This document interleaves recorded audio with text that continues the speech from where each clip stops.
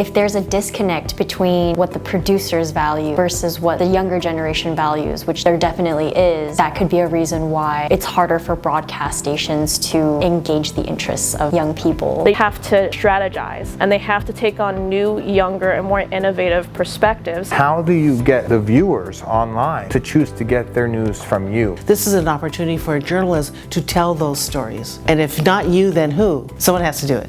Someone should do it. I shouldn't say has to. It's so much more important today than it was back in the day to have a very engaging website. I don't want digital to just be a copy and paste version of what was on the broadcast. In a world where information is literally at our fingertips, traditional news sources, once the pillars of truth and accountability, are struggling to connect with the very generation that holds its future in its hands. Young adults are turning away, seeking news in new, uncharted territories. But why? What's driving this disconnection, and what does it mean for the future of journalism?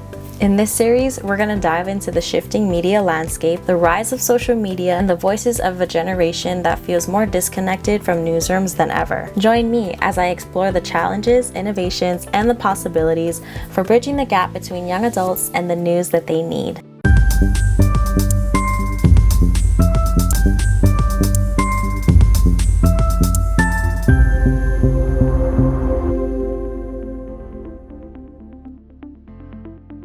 In this final episode, we'll take a journey through the insights shared by news veterans and young adults alike, from creating more diverse and relevant content to collaborating with platforms that audiences trust most. We'll uncover what it might take for traditional news to thrive in a social media-driven world. The types of videos that I would watch would mostly be short videos, anywhere from like a minute to 5 minutes long. That tells me the base of the information. I try to keep informed if it's something that's like been really big. To be honest, I don't think I would watch that much news relating to the world, mostly what's kind of just been hitting here in Hawaii. Let's say somebody that you've always watched news from on your phone, you kind of grow like familiarity with that person. That's where it could come down to where that one person could be like only seeing things from one side. So you're only getting that like one side information. Using more of their time to do things for social media or their apps rather than doing it for broadcast television. I think broadcast television is more for the older generation to still get it out there to them. The younger generation, since no one's tuning into there, I think they should spend more of the resources on social media and making like shorter content. Some stations are doing is like making short TikTok vertical videos where they share the news within less than a minute, and that helps keep people's attention. If people see an influencer reacting one way because they saw that opinion first, they might stick with that. And I feel like that's something that's kind of bad about news and social media, is that it's going to become a lot more biased because not everyone's going to see the full story, and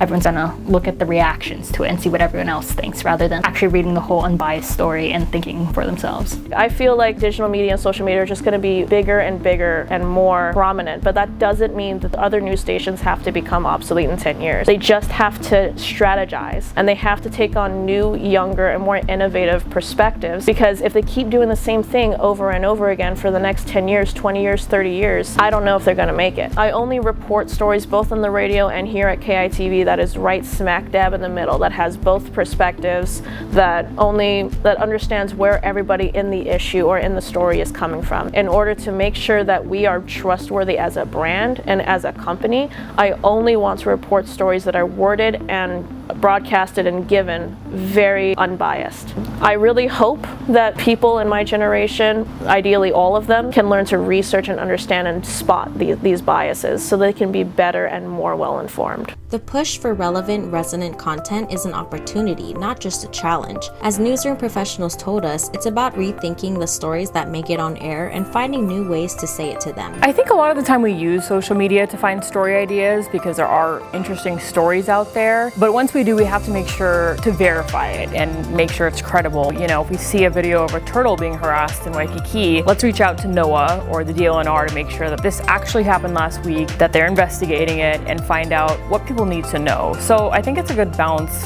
of both, of using social media but also making sure that we verify the facts before putting it on air. I hate to say it, but I think the stories, as someone who's one of the younger news reporters in this market, some of the stories are not engaging to the younger audience. It can fly over their head. Why should it matter? What's relevant? You know, something that may not be considered that newsworthy might actually get a lot of talking and appeal to younger viewers. Remember when Pokemon Go was a thing? How much newsworthiness awareness is there of that? Is it really hard news? But were people talking about it? Yes. You know, doing a story about how there's these people at the parks, like on their phones like this, like what's going on? So not only are you explaining it to the older viewers, but young people might be on their phone scrolling and see a topic that matters to them and go, oh, click, and that's a click on our website. If there's a disconnect between what the producers value versus what the younger generation values, which there definitely is, that could be a reason why it's harder for broadcast stations to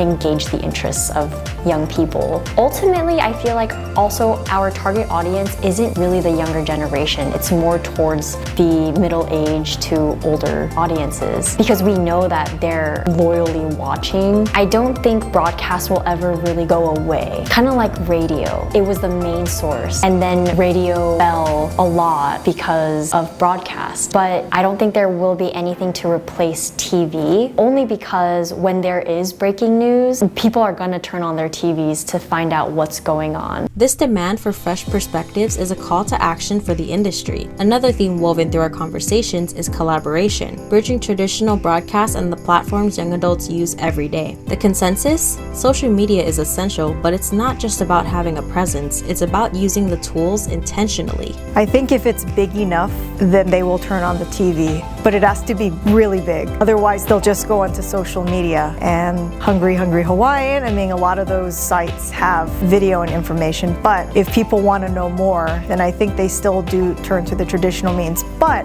that being said, not everybody has cable anymore. Not everybody has a TV, and so their options may be limited.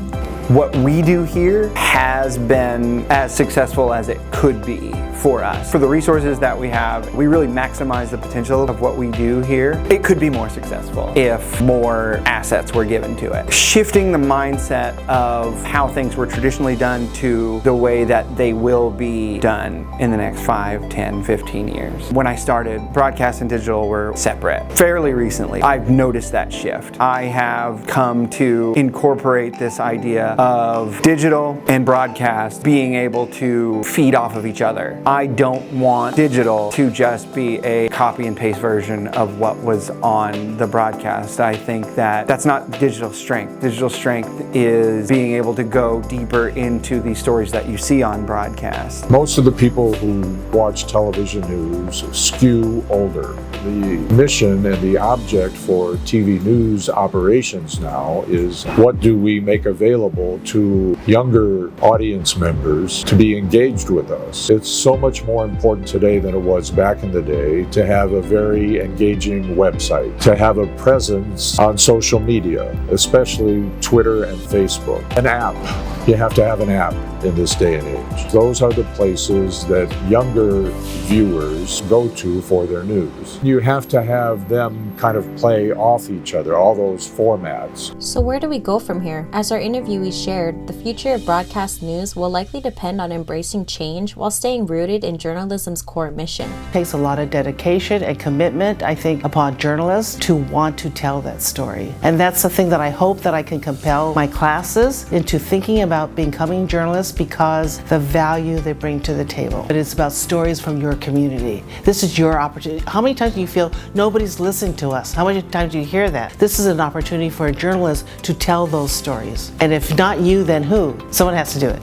Someone should do it. I shouldn't say has to. Or else your story gets lost. That's how histories get lost. Languages get lost. My advice to younger journalists is we know that news is going in the direction that it's online content. That's where it's going. There's going to be all types of news people trying to get them to come to them. And how do you get the viewers online to choose to get their news from you? I discovered my brand was no one too fancy, you know, I'm not claiming to be super educated, I just report what I see. My biggest advice for young journalists is figure out how you want to present yourself. I'm not saying my way is the best way. I'm just saying that once you find what you want to be known for and how you want to come across and And if that's authentic to you, it won't just be news, it'll be news from someone you trust. My advice, stay sharp on news. Stay sharp on your writing. Read as much as you can other people's news. Read feature stories to learn like more creative ways of saying things. Use your voice. Don't put off an idea that may seem like it's far-fetched now, because it could be the way that people tell stories a year from now or 2 years from now. Also understand that even if you're not in front of the camera, if you're a producer, if you're a photographer, if you're a digital person, you are still a journalist. You still have an interest in what